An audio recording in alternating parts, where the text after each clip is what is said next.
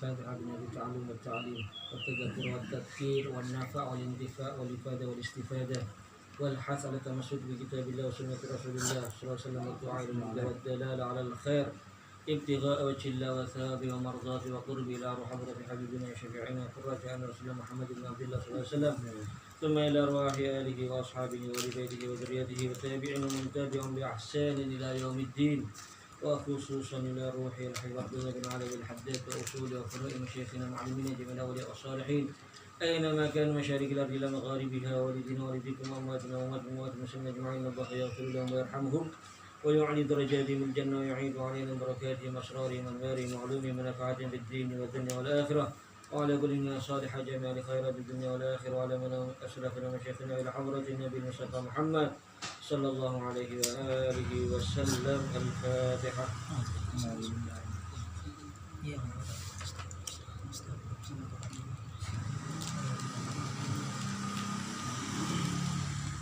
السلام عليكم ورحمة الله وبركاته.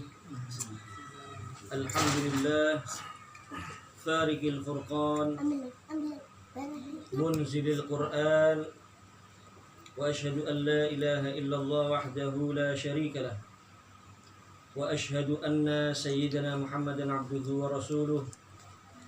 اللهم صل وسلم وبارك وكرم على حبيب الرحمن المنزل عليه القرآن حبيبنا وشفيعنا قرة أعيننا نور قلوبنا محمد وعلى آله وأصحابه الزيان وعلى التابعين ومن تبعهم بإحسان من يومنا هذا إلى ممر الأيام والشهور والدهور والأعوام والأزمان. أما بعد. رب اشرح لي صدري ويسر لي أمري واحلل عقدة من لساني يفقهوا قولي. Para pemirsa yang dirahmati Allah Subhanahu wa taala, alhamdulillah di malam ini kita bersama-sama dipertemukan. Mudah-mudahan pertemuan ini adalah pertemuan yang barokah dan manfaat. Salawat serta salam tak lupa kita haturkan, kita hadiahkan kepada manusia yang paling mencintai kita, menyayangi kita, yang selalu memikirkan keselamatan dan kebahagiaan kita umatnya dunia sampai kelak di akhirat. Junjungan kita Nabi besar Muhammad sallallahu alaihi wasallam. Para pemirsa yang dirahmati Allah Subhanahu wa taala, malam hari ini kita kembali melanjutkan pembahasan mengenai hal-hal yang berkaitan dengan bulan Ramadan. Dari kitab An-Nasaihud Diniyah wal Wasaya Al-Imaniyah karya Qutbil Irsyad Al-Habib Abdullah bin Alawi Al-Haddad radhiyallahu anhu.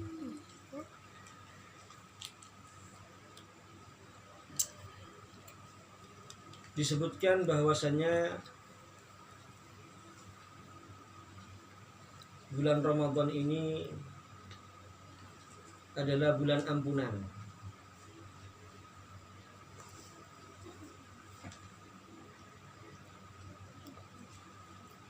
Dalam hadis yang masyhur yang sering kita dengar,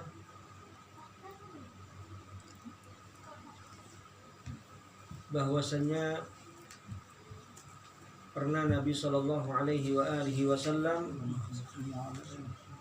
ketika beliau hendak berkhutbah, beliau naik ke mimbar, naik di anak tangga pertama mengucapkan amin, anak tangga kedua mengucapkan amin, anak tangga ketiga mengucapkan amin. Para sahabat penasaran, kok nggak seperti biasanya. Selesai dari khutbahnya, Nabi SAW ditanya oleh sebagian sahabat radhiyallahu anhu mengenai amin 3 kali tersebut. Maka dijawab oleh Nabi SAW bahwasanya malaikat Jibril alaihissalam berdoa dengan 3 macam doa, dan Nabi SAW disuruh mengamini doanya. Maka jelas sekali ini doa yang sangat istimewa. Yang berdoa afdholul malaikah, paling utamanya malaikat. Yang amin asyraful anbiya'i wal mursalin, paling mulianya nabi, paling mulianya rasul, bahkan paling mulianya seluruh makhluk Allah secara mutlak. Maka tidak diragukan doa ini adalah doa yang spesial, doa yang mustajab, doa yang tidak mungkin ditolak oleh Allah Subhanahu wa ta'ala. Namun kita berharap mudah-mudahan kita tidak termasuk dalam salah satu dari 3 doa ini. Di antara doa tersebut berkaitan dengan bulan Ramadan. Malaikat Jibril dalam doanya, man adraka Ramadan falam yughfar lahu ab'adahullah qul amin, faqala Rasulullah SAW amin. Barang siapa yang menangi Ramadan, nututi Ramadan, hidup 1 bulan Ramadan, tapi dia tidak dapat ampunannya Allah, maka mudah-mudahan Allah menjauhkan orang tersebut dari rahmatnya. Diamini oleh Nabi Shallallahu Alaihi Wasallam. Kenapa kok sampai didoakan seperti ini? Karena berarti orang ini sudah sangat keterlaluan, orang ini sudah sangat parah. Kalau di Ramadan saja nggak meraih ampunan Allah, maka gampangnya ya, apalagi di luar Ramadan. Ramadan bulan ampunan, nggak dapat ampunan, di mana kalau di luar Ramadan, maka semakin sulit dia untuk mendapatkan ampunan Allah Subhanahu wa ta'ala. Berarti Ramadan dia sudah perbuatannya keterlaluan, nggak menghormati Ramadan, apalagi bulan-bulan yang lain selainnya Ramadan. Itu doa yang pertama. Doa yang kedua, man adraka abawaihi au ahadahuma falam yudkhilahul jannah ab'adahullah. Barang siapa yang menangi, yang mendapati kedua orang tuanya masih hidup atau salah satunya masih hidup, dan itu nikmat ya. Kadang-kadang ada anak itu masih kecil, bapaknya udah meninggal, ibunya udah meninggal, mungkin masih 2 tahun, 3 tahun, 4 tahun, 5 tahun belum balik, udah ditinggal kedua orang tuanya. Oleh karena perlu kita sadari, ketika kita ini ya, punya orang tua kita dikasih panjang umur sama Allah sampai kita dewasa, sampai kita sudah bisa mandiri, kita bisa bekerja, maka sadarilah keberadaan orang tua kita bersama kita itu nikmat yang sangat besar dari Allah Subhanahu wa ta'ala. Dan orang tua itu tempat kita untuk mencari pahala, tempat kita untuk mencari ridhonya Allah Subhanahu wa ta'ala, asal kita betul-betul menjadi anak yang birrul walidain. Itu kuncinya. Dalam satu kitab, nama kitabnya Matla'ul Badrin fi Huquqil Walidain. Ini kitab disusun oleh Al-Habib Ahmad bin Hadi Al-Hamid. Itu ada satu riwayat hadis, mamin rajulin yanzuru ila wajhi walidayhi nadrata rahmah illa kataballahu lahu biha hajja mabrurah maqbula atau kama qala Nabi sallallahu alaihi wasallam. Tidak ada seseorang yang dia itu memandang wajah bapaknya, wajah ibunya dengan pandangan rahmat, dengan pandangan kasih sayang, dengan pandangan cinta. Gak usah bicara sudah, cuma dilihat aja wajahnya bapaknya, dilihat wajahnya ibunya, dilihat, apalagi sudah sepuh, sudah tua. Ya Allah, ini ibu saya dulu yang melahirkan saya, taruhannya nyawa melahirkan saya, yang menyusui saya, yang gendong saya, yang nyeboi saya, yang ngerawat saya. Wajahnya bapak juga dilihat aja dengan penuh rahmat, kasih sayang, penuh cinta. Ini bapak saya dulu yang berjuang cari nafkah untuk saya. Kepanasan, kehujanan, pagi keluar, sore baru pulang, kadang-kadang malam baru pulang. Mungkin dimarahi sama juragannya, mungkin dibentak-bentak sama bosnya, tapi sabar demi saya. Mungkin sakit dipaksa berangkat kerja. Mengenang jasa-jasanya orang tua. Kita mandang wajahnya saja dengan kita penuh kasih sayang, penuh cinta seperti itu.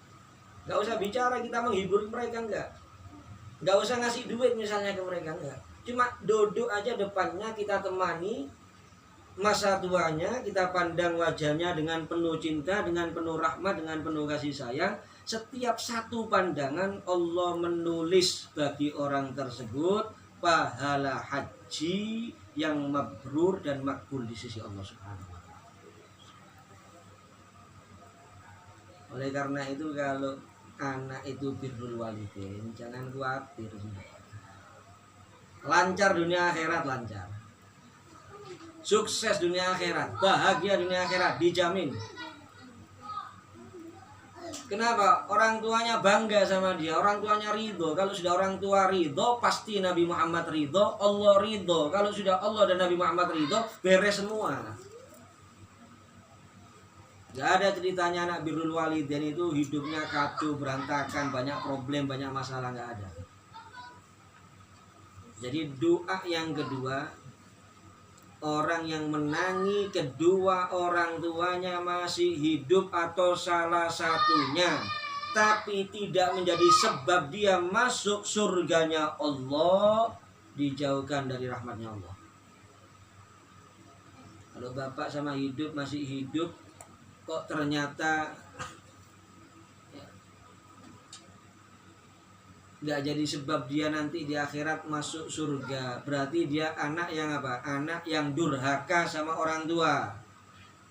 Berarti dia anak yang tidak punya adab sama orang tua. Berarti dia anak yang tidak baik akhlaknya sama orang tua. Uququl walidain. Kalau sudah uququl walidain, mohon maaf, jangankan masuk surga, mencium bau surga saja nggak diizinkan sama Allah. Surga itu 500 tahun lagi atau 1000 tahun lagi dalam riwayat sudah bisa dicium baunya, sudah bisa dinikmati. Tapi kalau anak yang durhaka sama orang tua, mencium saja nggak diizini oleh Allah, apalagi mau masuk ke dalam surga dan menikmati surga. Artinya sangat jauh dari surganya Allah. Yang ketiga apa? Yang ketiga man dzukirta 'indahu falam yusalli 'alaihi ab'adahu Allah. Barang siapa wahai Muhammad, doanya malaikat Jibril. Barang siapa wahai Muhammad yang mendengar nama kamu disebut di hadapan dia, tapi tidak menyambut dengan sholawat, maka jauh dari rahmatnya Allah. Mudah-mudahan jauh dari rahmatnya Allah. Artinya apa? Ini orang hatinya kosong daripada ta'zim kepada Nabi Muhammad SAW. Tidak mengagungkan Nabi Muhammad. Kalau namanya Nabi Muhammad aja nggak diagungkan, disebut aja mau sholawat berat dia, males mau sholawat, nggak tergerak, ya. Maka apalagi dengan sunnahnya Nabi Muhammad, apalagi dengan tuntunannya Nabi Muhammad, kemungkinan besar dia lebih tidak perhatian lagi, lebih tidak peduli lagi. Namanya Nabi Muhammad disebut depannya aja nggak tergetar hatinya. Oleh karena itu pantas kalau orang yang seperti itu dijauhkan dari rahmatnya Allah Subhanahu wa Ta'ala. Ya, jadi 3 doa ini mudah-mudahan semuanya kita semuanya ini tidak termasuk dalam salah satunya. Mudah-mudahan kita semua tidak termasuk dalam salah satunya. Terutama di bulan Ramadan ini. Bulan Ramadan ini disebutkan Allah Subhanahu wa Ta'ala, wa anna Allah Ta'ala yanzuru fi awwali lailatin minhu ilal muslimin. Malam pertama saja itu Allah sudah memandang kepada hamba-hambanya di muka bumi daripada kaum muslimin. Wa man nadhara ilaihi lam yu'adzibhu. Orang yang di saat itu ya termasuk daripada orang yang mendapat pandangan Allah, maka tidak akan diazab oleh Allah. Wa yaghfir lahum fi akhiri lailatin minhu, dan Allah akan mengampuni orang tersebut yang mendapatkan pandangan Allah di malam pertama bulan Ramadan, di penghujung Ramadan, di malam terakhir dari bulan Ramadan. Jadi bulan ini Allah Subhanahu wa ta'ala banyak memberikan remisi, kalau kita gampang-gampangannya. Banyak hamba-hamba Allah ini yang meraih ampunan dari Allah Subhanahu wa ta'ala. Kenapa? Kata Habibul Haddad, qultu, saya mengatakan, wa dzalika litayassuri asbabil maghfirah fi Ramadan. Karena sangat mudahnya sebab-sebab meraih ampunan di bulan Ramadan. Aktsaru minha fi ghairihi, lebih banyak daripada bulan-bulan yang selainnya Ramadan, minasyuhur. Jadi memang di bulan ini banyak sebab-sebab seorang hamba itu bisa meraih ampunan yang tidak ada di bulan-bulan yang lain. Falaisa yuhramul maghfirah fihi illa man tafahasya i'raduhu 'anillah. Oleh karena itu, kalau ada seorang hamba Ramadan 1 bulan penuh hidup kok nggak dapat ampunan, berarti kesimpulannya ini hamba sudah parah berpalingnya dari Allah. Wa adumat jara'atuhu 'ala Allah, dan sudah sangat berani kepada Allah. Kalau bahasanya orang Pasuruan berarti ya senemen blakrak, nemen rusaki, nemen pengkune, nemen bejati, nemen ndak karuani, nemen mokongi. Ya mungkin seperti yang sering saya sampaikan, Ramadan gak poso.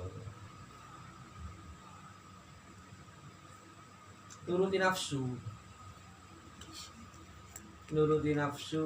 durhaka sama Allah Subhanahu wa ta'ala. Dan Allah sudah berfirman dalam Al-Quran, fa amma man tagha wa atharal hayatad dunya fa innal jahima hiyal ma'wa. Gak bisa ditawar ini keputusannya Allah. Orang yang durhaka, kemudian lebih mementingkan kenikmatan dunia, kehidupan dunia, sehingga melanggar perintahnya Allah. Kata Allah, jangan makan subuh sampai maghrib, jangan minum subuh sampai maghrib. Gak nuruti nafsunya, tetap aja makan, tetap aja minum misalnya. Fa innal jahima hiyal ma'wa. Orang yang seperti itu neraka tempatnya kalau nggak tobat kepada Allah Subhanahu wa ta'ala. Jadi kalau ada orang di bulan yang sangat barokah ini, syahrul maghfirah, bulan ampunan, nggak dapat ampunannya Allah, kesimpulannya itu orang sudah sangat parah, itu orang sudah sangat keterlaluan, pantas kalau didoakan jauh dari rahmatnya Allah, jauh daripada karunia-Nya Allah Subhanahu wa ta'ala oleh malaikat Jibril alaihissalam, dan diamini oleh Nabi kita Muhammad sallallahu alaihi wasallam. Kemudian disebutkan juga di antara keutamaan bulan Ramadan, waqad warada anna abwabas sama wa abwabal jannah tuftahu kulluha fi Ramadan.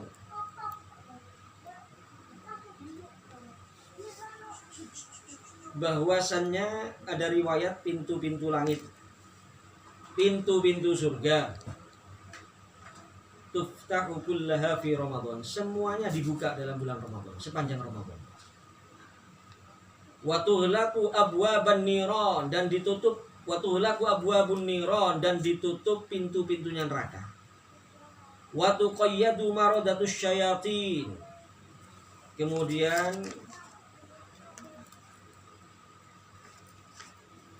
setan yang kelas kakap, benggolan-benggolannya setan itu selama Ramadan dibelenggu. Oleh karena itu kalau masih ada orang maksiat Ramadan, apalagi dosa besar, padahal setan yang kelas kakap dibelenggu kan, yang dilepas itu cuma setan kelas teri, berarti setan kerucut, sing ngucul setan kerucut. Kok masih ada nggak puasa, kok masih ada maksiat, apalagi dosa besar selama Ramadan, maka berarti ini orang sama setan yang kelas teri saja kalah.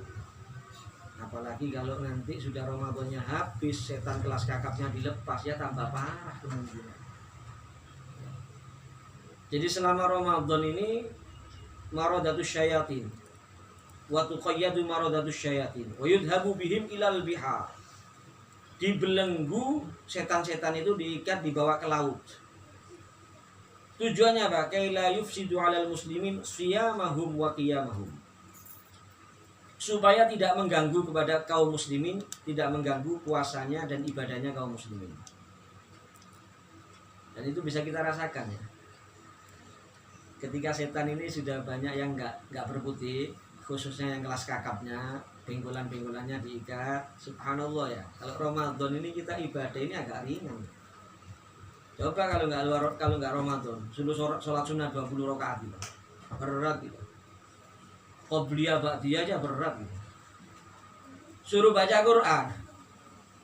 Kalau di luar Ramadan, jangankan 1 juz, 1 lembar kadang-kadang enggak sama sekali. 11 bulan enggak baca kadang-kadang. Kalau Ramadan subhanallah bisa ringan, bisa semangat. Ya, kadang-kadang sebagian kita itu di luar Ramadan enggak punya rutinan baca Quran. Kalau Ramadan Masya Allah bisa 2 juz 1 hari, bisa 3 juz subhanallah. Ya ini diantaranya. Karena yang ganggu kita setan ini dibelenggu, khususnya yang kelas kakapnya, penggolan-penggolannya setan.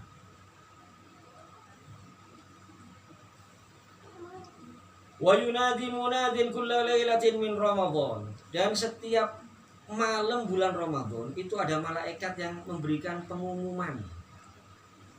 Gampang-gampangannya malaikat ngilingno malaikat. Ya baghiyal khairi aqbil. Wahai orang yang ingin melakukan kebaikan, majulah, lakukanlah, kerjakanlah kebaikan. Wa ya baghiyasyarr aqsir. Yang ingin melakukan kejelekan, batalkan, urungkan, gagalkan, jangan dilanjut. Kalau pahala dilipat gandakan, maka dosa juga dilipat gandakan di bulan Ramadan. Oleh karena itu perbanyak ibadah. Kemarin sudah kita jelaskan beberapa kali, anna man taqarraba ila Allah Ta'ala fi Ramadan bi fardhu adalat lahu 70 fardhu fi ghairi. Orang yang mendekatkan diri dengan satu kewajiban kalau Ramadan ini pahalanya seperti 70 kewajiban di luar Ramadan. Kita selama Ramadan ini sholat subuh, 1 kali sholat subuh pahalanya seperti 70 kali sholat subuh. Alhamdulillah. Kita sholat zuhur, 1 kali sholat zuhur pahalanya seperti 70 kali sholat zuhur. Subhanallah. Dan ini termasuk khususnya bagi kita umatnya Nabi Muhammad SAW.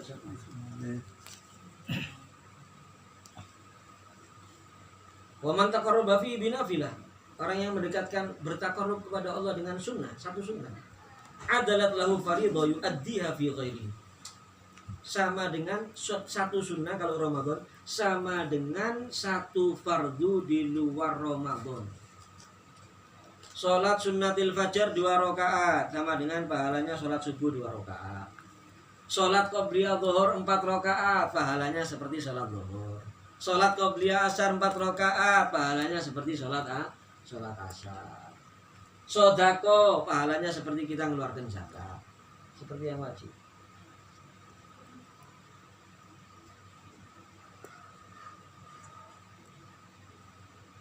Fanawafil Ramadan bimanzilatil faraid bi ghairi minasyuhur min haitsus shawab. Jadi sunnah-sunnah di Ramadan ini pahalanya seperti yang wajib di luar Ramadan, tapi dari segi pahala bukan berarti bisa menggantikan loh ya, jangan salah paham. Oh katanya yang sunnah sama dengan wajib, berarti saya sholat sunnatil fajr 2 rakaat sudah cukup, nggak pakai sholat subuh ya. Qobliyah 4 rakaat sudah cukup, nggak pakai sholat zuhur ya. Qobliyah asar 4 rakaat sudah cukup, nggak pakai sholat asar ya. Sodako sudah cukup ya, nggak pakai zakat. Bukan, dari sisi pahala saja sama dengan wajib kalau di Ramadan.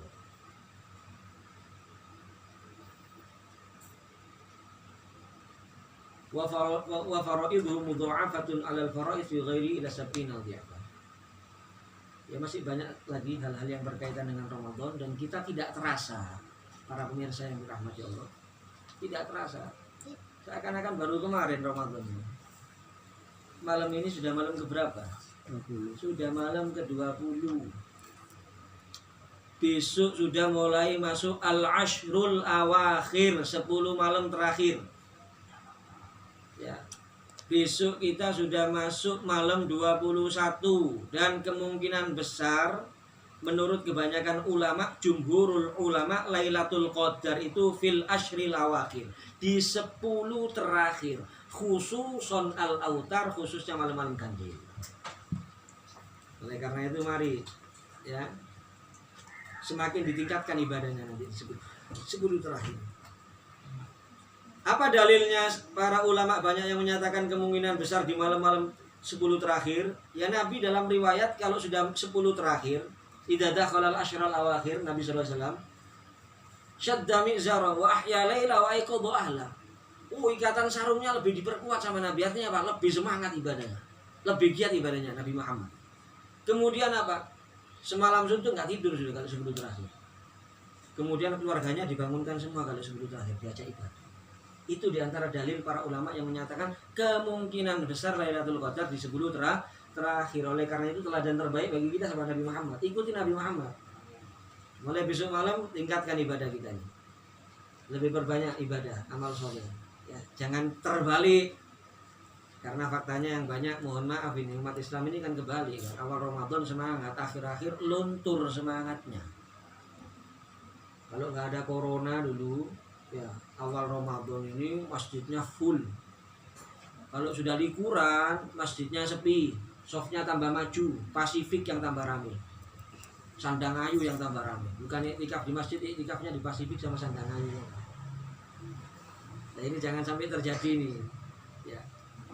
Mari silakan nanti di 10 terakhir ini, karena kemungkinan besar sekali lagi Lailatul Qadar itu terjadinya fil ashril awakhir, lebih-lebih malam-malam yang ganjil. Niat mulai besok malam tingkatkan ibadah kita, tingkatkan amal soleh kita. Kita berharap kita semua termasuk orang-orang yang sukses meraih Lailatul Qadar, dan mudah-mudahan Ramadan yang sekarang bukan Ramadan terakhir bagi kita.